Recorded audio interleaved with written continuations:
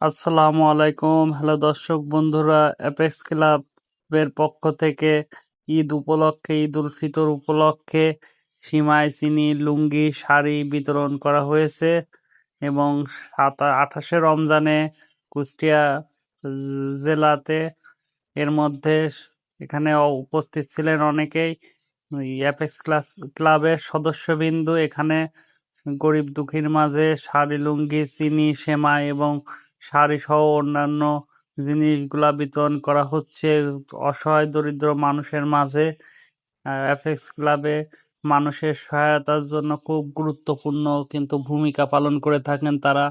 আহ, আমরা দেখতে পাচ্ছি তাদের মধ্যে সবাই যাতে সুন্দরভাবে ঈদ পালন করতে পারেন। এদিকে আমাদের ছোট কুটি শাওনও কিন্তু এক মুরব্বীকে, তিনিও কিন্তু কঠোর পরিশ্রম করছে, তাদের সাথে সহায়তা দিচ্ছে, মুরব্বী মানুষদেরকে নিজে হাতে লাভিয়ে দিচ্ছে। এই ভিডিওটি আপনারা দ্রুত শেয়ার করে দিবেন এবং গণ্যমান্য অ্যাপেক্স ক্লাবের সদস্যবিন্দুদেরকে অসংখ্য ধন্যবাদ।